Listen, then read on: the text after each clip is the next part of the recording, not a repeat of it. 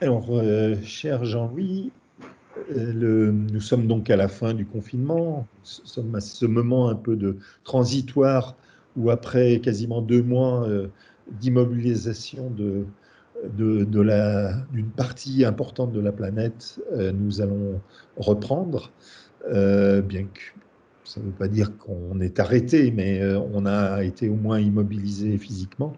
J'aimerais savoir en tant que designer, ce que ça te voilà, quels ont été les moments, je dirais, d'évolution dans ta pensée qui ont pu exister pendant ces 2 mois?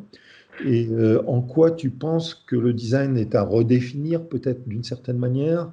Et en quoi tu penses que la société va être modifiée par ce moment? Ah, c'est des questions complexes. Alors, la première réaction, comme tout le monde, ça a été une sorte de sidération sur un arrêt comme ça brutal de la vie des gens dans les rues, enfin, quelque chose qui dépasse un peu l'entendement et qu'on a du mal à comprendre. Et très vite, je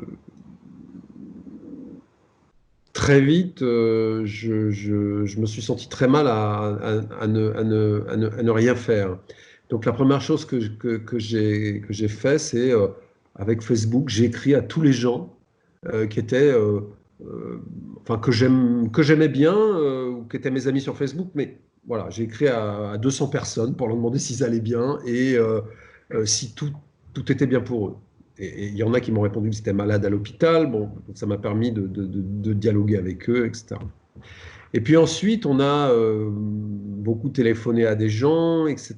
Et il y a eu une forme d'émergence ah, mais c'est quelque chose de très grave, c'est la répétition de la crise du climat, c'est ceci, c'est cela, etc. Et on s'est dit, mais que de promesses, que de résolutions, que d'idées, que d'envies. Et comme ça est née l'idée d'un site qui s'appelle Idées pour demain, qu'on a réalisé avec Angelo, mon associé, qui est de dites ce que vous pensez, dites ce que ça vous inspire comme volonté d'action. Et puis dans un an, on va vous le renvoyer, parce qu'il ne s'agit pas d'être dans l'urgence et d'avoir des idées. On a tous été un peu sidérés avec voilà, cette espèce de monde d'après qui est devenu un mot vide de C'est un sens. peu le même principe que ces interviews, puisque on va vous réinterroger à l'automne. D'accord. Et donc, on a décidé de le faire en 4 langues. Donc en italien, Angelo est italien, en espagnol, en portugais et en français. J'ai essayé de le faire en allemand avec un ami, mais bon, il a pas réagi. Ce qui est intéressant, bon, bien sûr, on n'a pas eu le même nombre de réponses entre les Français, les Italiens, etc. Mais euh, il y a des réponses très individuelles, des réponses très collectives. Nos amis italiens ont une projection complètement différente de la nôtre, beaucoup plus altruiste, je trouve. Les Portugais n'ont pas l'habitude qu'on leur demande des pensées profondes, donc il y a une espèce de pudeur à répondre, c'est très Mhm. étonnant. Et les Espagnols, on n'avait pas les bons contacts pour créer le... Bon, bref. Mais c'est très, très étonnant. Il y a plein de choses qui vont dans le même sens.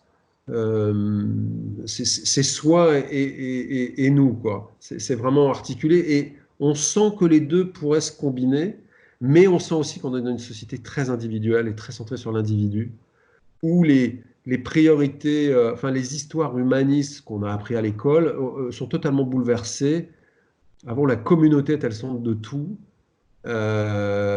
Aujourd'hui, c'est vraiment l'individu et je pense que entre le oui et le me, hein, pour prendre le discours de Cassius Clay à Harvard, c'est-à-dire entre le moi et le nous, il y a vraiment un chemin à recréer que certains appellent le commun, qui est dans le mot communauté, que d'autres appellent l'être ensemble, que des troisièmes appellent habiter le monde. Ça, finalement, ça pose plus de questions que ça donne de réponses, mais c'est ce qui est intéressant.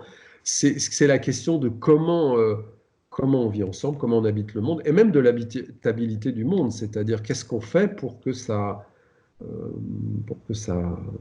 réussisse. Mais en fait, le troisième temps, après ce travail un peu conceptuel et qui nous a beaucoup plu, que des gens ont compris, puis alors il y en a d'autres qui n'ont pas du tout compris. Tu nous as envoyé un questionnaire, j'ai rien compris. C'était très simple, hein. On est passé à l'action. J'ai retrouvé un très vieux copain d'archi et on a décidé de faire des petites architectures mobiles pour essayer d'aider les restaurants à répartir les couverts pour arriver à survivre. Parce que c'est pas que je suis un fan absolu des restaurants, j'aime bien manger comme tout le monde, mais pour moi, les restaurants, les commerces, les magasins, les boutiques font partie de ces choses qu'on ne voit plus, mais qui font les villes, qui font la beauté des villes, qui font qu'il y a des lieux qui sont aimables et qu'il y a des lieux qui ne sont pas aimables. Et ces petites choses m'intéressent, à tel point que dans les réponses, on est très modeste, puisqu'on reprend les codes parisiens pour Paris, ou lyonnais, ou dans le sud de la France, ou balnéaire pour la côte atlantique. C'est-à-dire qu'on ne veut pas faire une espèce de chef-d'œuvre, mais s'insérer dans la normalité. Voilà. Puisqu'on a une période extraordinaire, il ne s'agit pas de faire des prothèses, mais au contraire d'essayer bon. Donc ça, en 3 semaines, on a fait donc, ces petites architectures qui sont mobiles, qui prennent la place des automobiles. C'est aussi une manière de réaménager les villes, de manière transitoire, tactique, disent certains élus. Et le projet avance, on parle même de créer une société.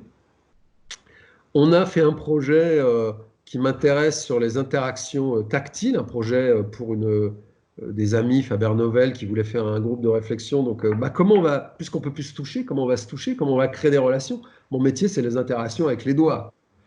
Les interactions digitales au sens français du terme. Et donc, on s'est amusé à pointer ce qu'on perdait.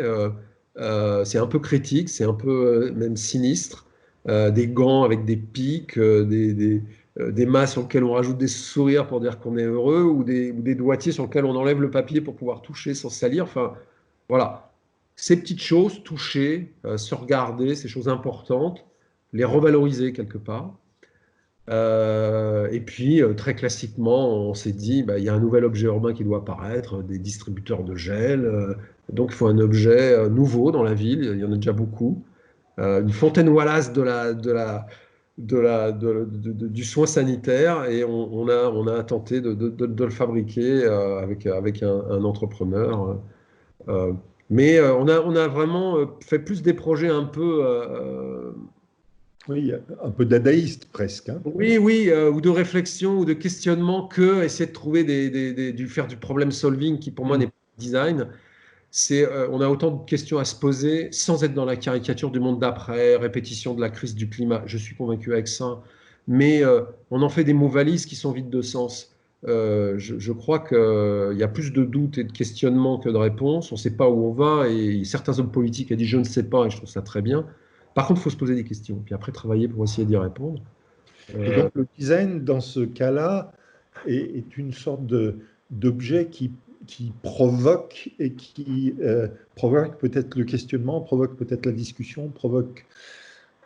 C'est un des thèmes sur lequel j'ai beaucoup travaillé, cette notion de prototypage, non pas pour être réalisé, mais pour ouvrir la discussion, en fait. Tout à fait. De toute façon, on sait que pour changer les hommes, il faut soit les faire rêver, comme disait Einstein, soit leur montrer. Dans l'école qui m'a formé, l'ENSI, la question du que faire est aussi importante que la question du quoi faire. Et généralement, l'une est le préalable de l'autre. Sinon, on est dans la réponse à des problèmes bêtes, et on a des objets qui sont des prothèses et pas des produits au sens le plus large possible. Donc, par le design, le projet, des réponses, des exemples, ouvrir des questions, créer des symboles, ou des choses dont on peut se saisir, je crois que c'est un des rôles du design qui est par essence le projet de design. Il est pédagogique, il est maïeutique. Donc, le changement des mentalités sans manipulation des foules, mais l'ouverture d'esprit fait partie de l'acte du design. Faire un pont ou traverser la rivière. Comment traverser la rivière est tout aussi important comme question que de dire on va faire un pont. La réponse, ça peut être mais on ne traverse pas la rivière parce qu'il y a d'autres moyens, etc. Donc, et le design, je crois, est intéressant pour la puissance publique ou pour les entreprises quand il prend une part de la question que doit-on produire. et pas comment le faire. Bien sûr, le comment est important parce que quand on sépare les deux, ça peut être, en plus en France, penser c'est une chose et faire c'en est une autre. Ce qui est important, c'est de marier les deux. Donc, il faut être prudent quand on dit ça. Mais le design, pour être intéressant, il doit monter. Alors, les entreprises diraient dans la chaîne de valeur, les gens dans les écoles diraient dans les questionnements. Mais c'est la même chose en fait. Mais comme nous, on est dans les deux mondes, bon, il faut traduire. Je crois que c'est important, sinon il n'a pas d'intérêt. Mm, Surtout, mm, mm. Mais surtout. j'aimerais bien revenir sur ce je et ce nous, parce que je trouve que le design est bien aussi, d'une certaine manière, partagé entre ces deux. C'est-à-dire faire pour quelqu'un, faire de la mode, faire voilà, des objets qui sont très personnels, ou au contraire faire des objets qui, d'une certaine manière, permettent soit de relier, soit de partager, soit de faire collectivement, quoi. Alors, c'est très important et je crois que quand on est... certains produits arrivent à faire les deux. C'est-à-dire qu'on fait des produits pour des gens et ça devient des produits qui parlent de la société ou d'une manière de faire ou d'une culture. Alors bien évidemment, les objets de l'espace public, les objets de la ville sont des objets partagés. Les actions, notamment tentées par la SNCF pour gérer le confinement, sont magnifiques. Ces graphismes disposés dans les gares, enfin, je trouve ça absolument fantastique. La fontaine Wallace c'est un des objets qui est un des moteurs de ma pratique. La fontaine Wallace montre au monde quelque chose que l'on ne voit pas, un réseau d'eau potable.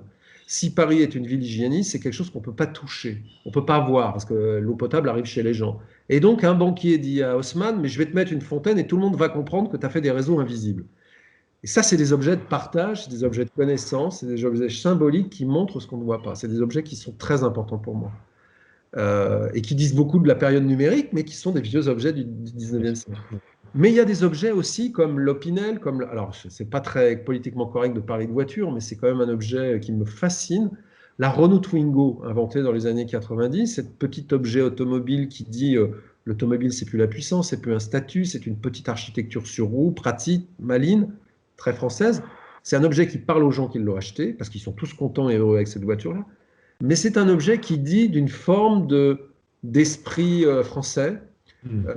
un peu astucieux, avec un peu d'humour quand on en avait, et qui finalement est un objet qui crée du commun aussi, parce que tout le monde sourit en voyant des Twingo aujourd'hui. Maintenant qu'elle est vieille, on la regarde, ah, ça me rappelle ma jeunesse. Un peu pareil avec la 4L, pareil avec la Coccinelle en Allemagne, la Mini en Angleterre. Bon, il y a des objets individuels qui sont faits pour des gens qui créent des histoires. Alors, l'Opinel, c'est la même chose, hein, c'est un couteau de, de, de- d'ouvrier, pas Mm. cher, en bois. C'est pas le laguiole du berger un peu noble, c'est vraiment le petit objet ou le verre du Ralex des cantines, qui sont d'objets qui créent du commun, alors qu'au départ, ils sont faits pour des individus. Et j'aime bien aussi ces questions-là, c'est-à-dire la question d'objets génériques, une sorte no design, c'est du design qui ne se voit pas, mais qui, avec le temps, on a l'impression qu'ils ont toujours été là. Et on peut faire des objets nouveaux dont on a l'impression qu'ils ont toujours été là parce qu'ils répondent à des attentes, des choses comme ça. Mm. Mm. Ça m'intéresse. Ça, c'est le vrai design. Quand Pour on, moi, c'est le vrai design. J'aime ouais. pas l'ornement, j'aime pas les fausses raisons, les fausses bonnes raisons, mais ces objets aimables, utiles, mais en même temps toujours avec une petite symbolique en plus, parce qu'un objet n'est pas qu'utilité, enfin l'histoire nous le montre. Euh, et quand on n'a plus d'industrie, ces objets-là qui participent à la culture commune au même titre que les livres ou que le cinéma, ben, il y en a moins forcément. Hein, citer un objet français aujourd'hui qui fait un peu ce rôle-là, il y en a moins. En Allemagne, il y en a parce que l'Allemagne a encore une production industrielle très forte. Bon, alors ça intéresse personne, à part quelques designers, mais ces objets qui parlent de nous, qui nous racontent. Mais en même temps, c'est peut-être bon, dans ce sens de ramener l'industrie de nouveau dans la proximité, pour ne pas parler de pays, quoi. Cette idée de se dire on recrée va bien, il va bien s'agir de définir ce qui va être recréé dans cette proximité. Et je trouve que c'est très intéressant de se dire est-ce qu'on va faire le moins cher ou est-ce qu'on va commencer à faire du caractéristique? Est-ce qu'on va commencer, comment on arrive à allier invention et commun, justement, et force force particulière. Je crois juste encore la grande force de l'industrie automobile, par exemple allemande, c'est que chaque marque est totalement connectée à une ville. Ils n'ont pas décentralisé, ou ils ont décentralisé sans décentraliser la marque elle-même. Alors que nous, on a des marques flottantes. Et je pense que ces réflexions-là sont vraiment à remettre au centre de notre profession aussi. Alors oui, pour Renault, c'est sûr que Renault est international et désincarné absolument. Peugeot, c'est encore Sochaux, c'est Mulhouse, c'est un centre important. Et je parlais ce matin avec un monsieur que j'ai croisé dans la rue qui avait 10 vieux vélos magnifiques garés dans Paris. Et je suis un fan de vélo. Euh, et il me disait, mais voyez, ce vélo-là, c'était Grenoble, ce vélo-là, c'était Montreuil, ce vélo-là, c'est Lyon. Ah, ça, c'est en Vendée, Gitane, etc. C'est-à-dire que chaque fabricant en France, Mm, il y a 50 ans, mm, chaque grande marque de vélo était liée à une ville. Mercier, Saint-Étienne, Hirondelle, Manufrance, Saint-Étienne, etc., etc.